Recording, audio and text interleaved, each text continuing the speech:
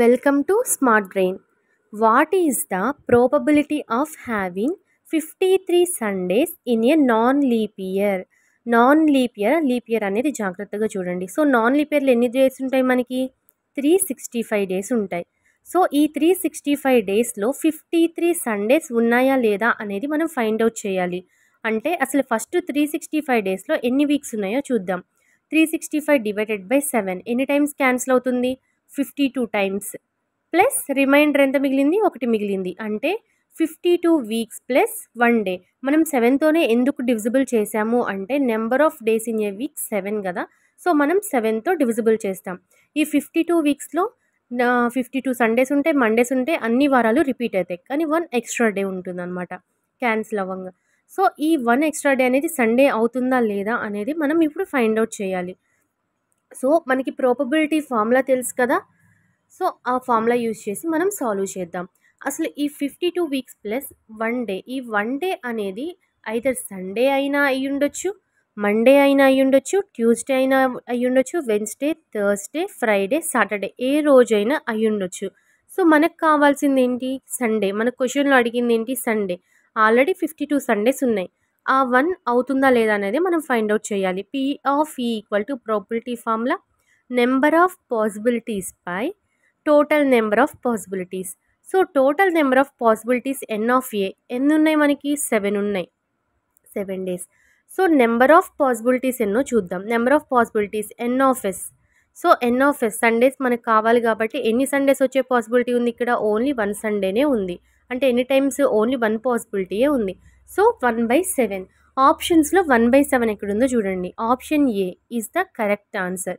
ఓకేనా? సో మనకి probability calendar ఇలా మిక్స్ చేసి అడిగినప్పుడు ప్రాబ్లమ్స్ చాలా ఈజీ. ట్రిక్ తెలిస్తే చాలు. నాన్ లీప్ ఇయర్కి వచ్చేసి 52 వీక్స్ ప్లస్ 1 డే అది ఫిక్స్ అనమాట. లీప్ ఇయర్ అయితే 1 డే ఎక్స్ట్రా అవుతుంది. ఓకేనా? 52 వీక్స్ కామన్, 1 డే అనేది ఇంకోటి ఎక్స్ట్రా ఉంటుంది కాబట్టి 2 డేస్ ఎక్స్ట్రా వస్తాయి. ఇప్పుడు మీకు లీప్ ఇయర్ ఎక్స్ప్లెయిన్ చేస్తాను, మీకు అప్పుడు క్లియర్గా అర్థమవుతుంది.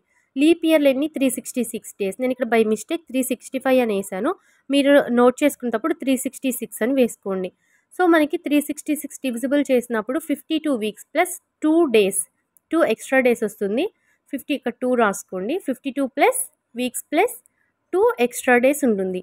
ఈ 2 డేస్లో మనకి ఎన్ని సండేస్ వచ్చే పాసిబిలిటీ ఉంది? నెంబర్ ఆఫ్ పాసిబిలిటీస్ మనం ఫైండ్ అవుట్ చేయాలి. ఆల్రెడీ మనకి 52 వీక్స్లో 52 సండేస్ వచ్చేసాయి. ఈ 2 డేస్లో ఎన్ని సండేస్ వచ్చే పాసిబిలిటీ ఉందో ఫైండ్ అవుట్ చేద్దాం. ఎన్ ఆఫ్ ఎస్ ఈక్వల్ టు ఈ 2 డేస్ ఏదైనా అయి ఉండొచ్చు.